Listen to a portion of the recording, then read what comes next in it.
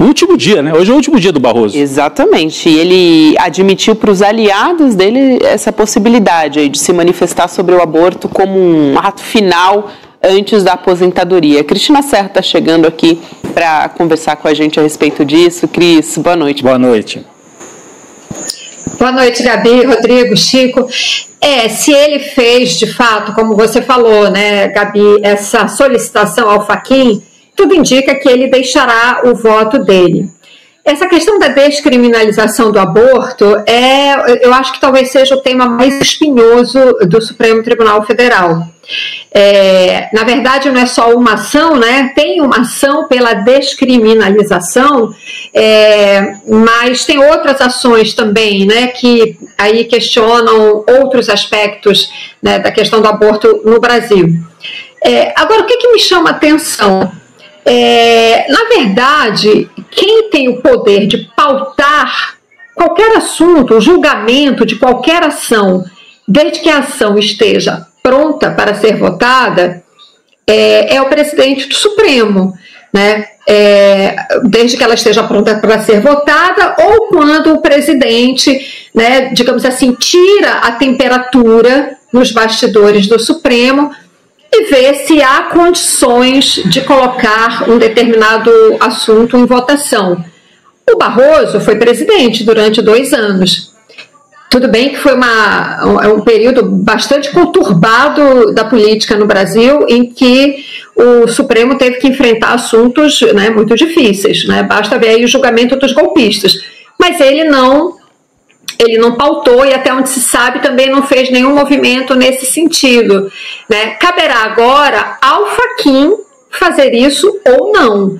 E assim, ao sair e deixar o seu voto, né, não deixa de soar também como uma pressão também sobre o Fachin para pautar, entende? O que eu estou falando aqui? Ele como ministro, ele tem a prerrogativa de fazer isso, de deixar o voto dele, de registrar o voto dele. Isso é importante. O Brasil precisa enfrentar esse assunto. O aborto, de fato, precisa ser descriminalizado no Brasil, porque é uma questão de saúde pública, embora seja tratado hoje, infelizmente, como uma questão religiosa, né? Mas ele não deixa, assim, também de estar colocando uma certa pressão no Fachin para que esse tema seja votado. Há condições políticas para isso? Né?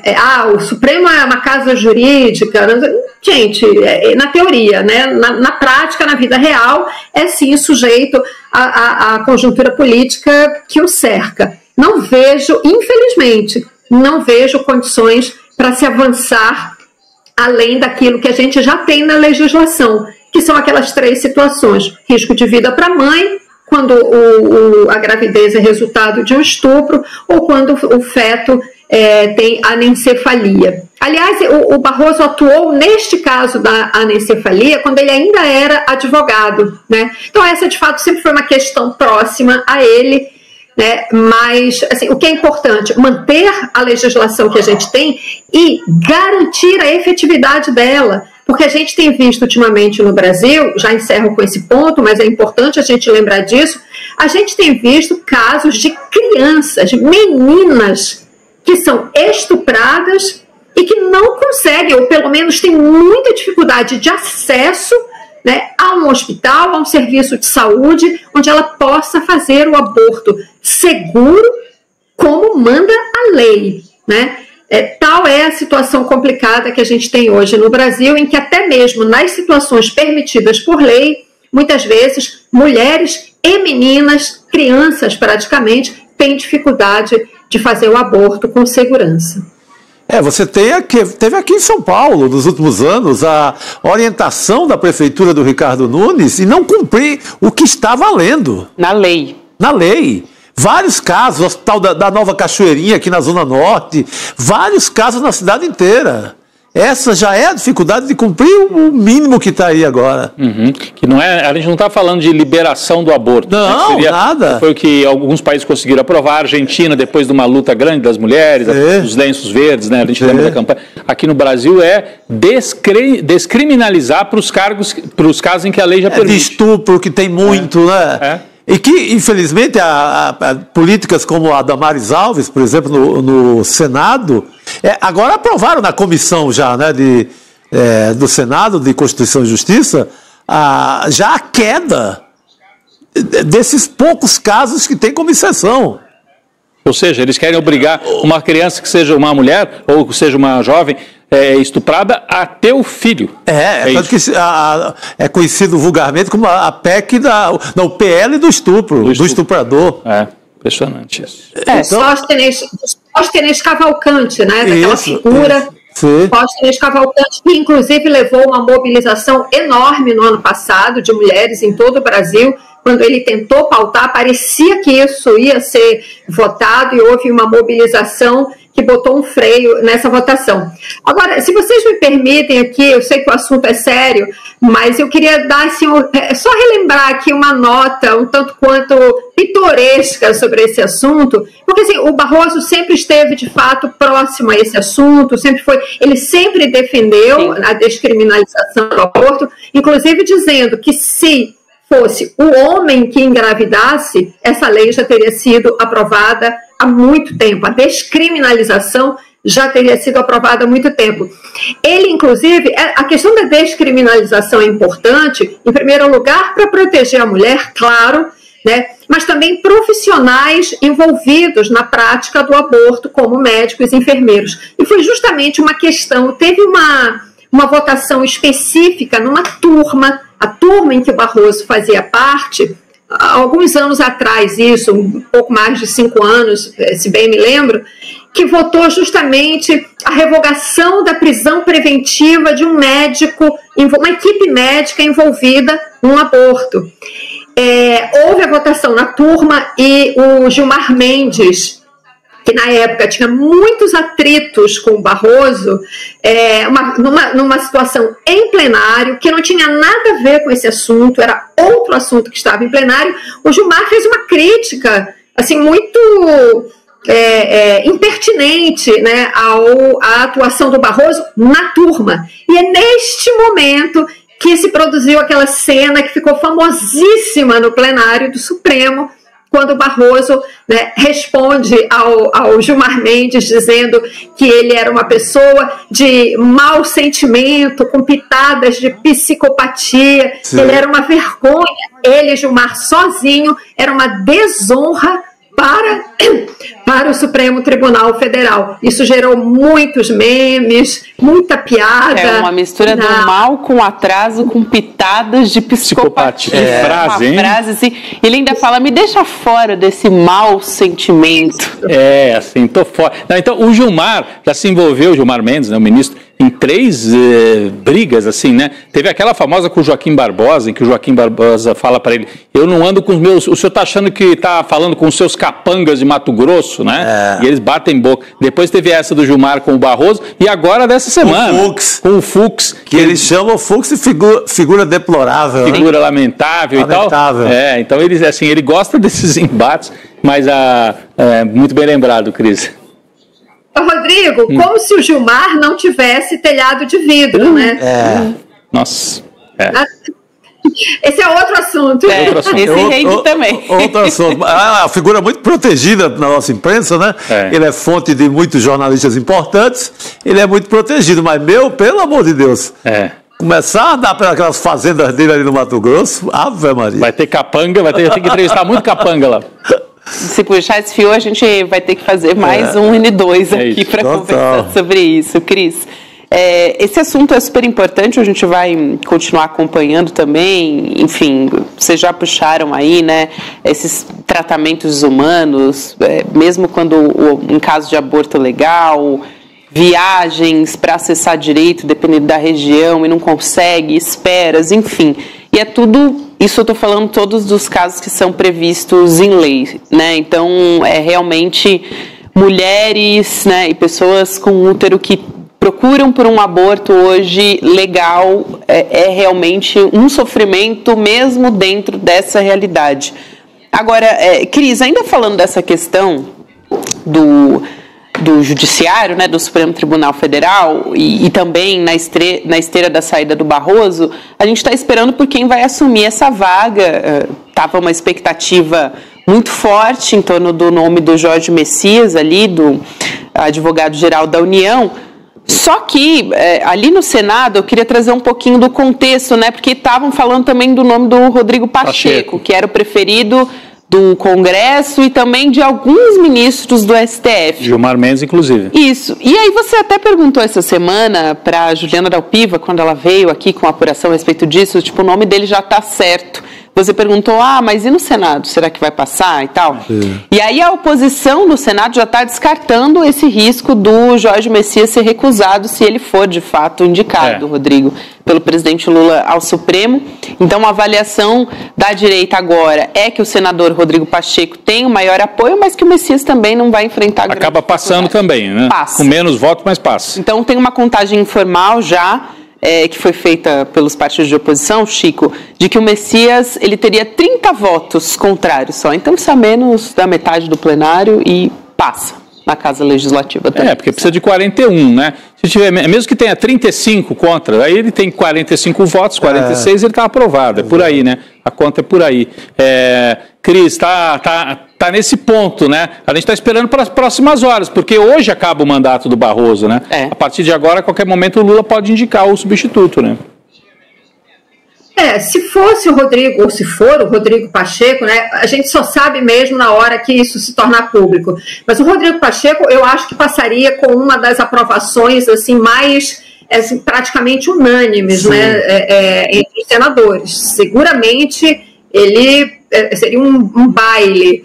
Agora, passaria com uma folga muito grande. Agora, o Jorge Messias também creio que não terá dificuldades, são 41 votos, como o Rodrigo falou, né? E o presidente Lula está num momento muito bom, né? E justamente por isso não vejo dificuldades de aprovação do nome do Jorge Messias. Não tanto quanto, né, não passaria com essa quase unanimidade que o Rodrigo Pacheco teria, mas tudo indica que não terá dificuldades, exatamente porque, primeiro também, ele sempre esteve na lista de candidatos, né? E o nome dele ficou rodando muito tempo, né? Teve tempo de amadurecer entre quem vai votar, tanto na CCJ quanto depois os senadores em plenário, e assim, circulou com muita evidência que ele era o candidato preferido do presidente Lula. Então isso foi quebrando resistências. De fato, ele parece ser o candidato preferido do Lula, mas eu sempre digo que a gente certeza mesmo 100% só quando for anunciado.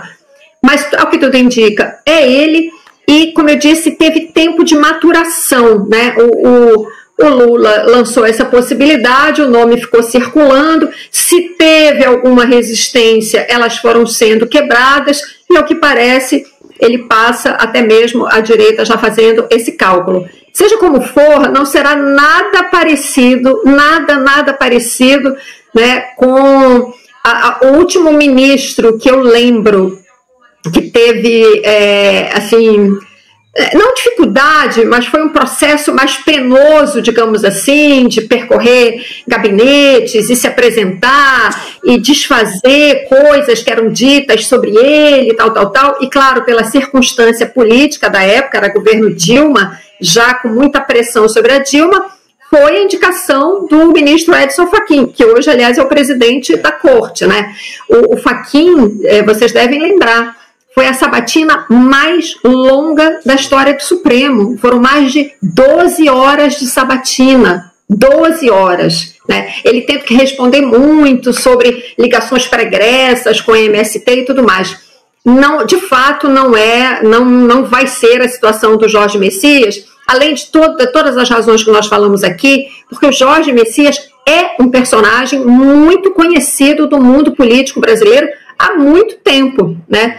Não só como assessor no Palácio do Planalto, né, não só como uma atuação a princípio de bastidores, mas depois, quando ele assume esse cargo, que dá a ele uma visibilidade muito grande e muita interação, né, com todo o espectro político no Brasil. Então, eu vejo assim um tempo de maturidade aí já consolidado, sabe?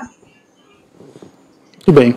Acredito que essa história aí, já nas próximas horas, ou talvez até segunda-feira, a gente já tenha um anúncio. Teve um evento no Palácio Planalto que a gente não deu muita bola, mas foi o Lula com o Samuel Ferreira. Da Assembleia de Deus. Assembleia de Deus. E com o Jorge Messias. A gente mostrou a foto no CL Urgente hoje. Isso já é um primeiro dividendo, inclusive eleitoral, vindo via Jorge Messias. E também esse cara, se você acha que o Malafaia é poderoso, esse cara pode multiplicar vale por 10 Malafaias. Porque a Assembleia de Deus A Assembleia de Deus, ele tem, enquanto o Malafaia, por exemplo, tem cerca de 100 igrejas, tem 44 mil igrejas sob a influência dele no Brasil. Esse cara, assim, 10 vezes mesmo. Quem conhece, meus amigos que conhecem a igreja, sabem que esse cara é muito mais poderoso. É porque a gente pega muito nos midiáticos, Malafaia, Bispo Macedo, e esquece de quem manda muito na igreja, que não está ali no holofote da imprensa. É o caso do Samuel. Já é um meio resultado é muito obra do Jorge Messias. Isso eleitoralmente, isso é muito significativo. Você não tinha essa aproximação há muito tempo. Não teve isso, por exemplo, na eleição passada. Acho que era até legal se a gente conseguisse colocar a foto que você está se referindo desse evento. Mas fala, Chico. Não, você não teve na eleição passada. Nada parecido. O Lula comeu ali pelas beiradas, nessas pequenas igrejas de pequenas denominações de periferia, uma ou outra, mas não com um grande líder como o Samuel. O que eu ia dizer também é que essa imagem e esse evento, se de um lado é o Lula tentando abrir, né, um espaço maior junto aos evangélicos, de outro também é dizer assim, o Messias não é um nome do PT, da esquerda, ele é também. Sim. Mas ele é um evangélico. Ele é evangélico. Então, seria o segundo evangélico, se não me fala. Porque tem o André Mendonça, que é o terrivelmente evangélico, um evangélico pela direita, e teria o Messias, um evangélico mais para a esquerda, ou mais progressista e tal. Ele é da Igreja Batista, a igreja mais tradicional. Mais tradicional. Mas, assim, mostrar que ele dialoga com setores amplos do mundo evangélico. Então, não estamos colocando um nome do PT, estamos colocando um homem que também representa. Você colocar lá no Supremo, dá espaço para uma turma que está crescendo, que tem 30%, 40% quase no Brasil de evangélicos. Então, acho que tem tudo isso envolvido nessa imagem que você lembrou bem no CL Urgente. A gente mostrou essa cena, Chico, eu também achei bem significativo, o Lula abraçado, o Messias de cabeça assim, orando, né, dentro do palácio. É forte É muito simbólica, né, a imagem que isso passa para as pessoas. Cris... Rodrigo e Gabi, Chico, última observação, com a diferença muito grande, é importante, eu acho, a gente assinalar, que a religião dele não foi colocada como critério. Isso. O Bolsonaro, quando indicou o André Mendonça, né, colocou a religião como o critério de escolha do ministro do Supremo. Né? O Jorge Messias, ele é evangélico, ok? Mas isso não está posto, né, como uma condição para a indicação dele. É muito mais uma indicação política do que religiosa. Agora, claro, se você junta essas duas coisas, sim, isso tem um impacto, sim, em setores amplos aí das igrejas, como vocês mencionaram. É isso. Perfeito. Cris, semana que vem, então, a gente se fala de novo, querida. Bom final de semana. Bom fim de semana, obrigado. Tchau, tchau, pessoal.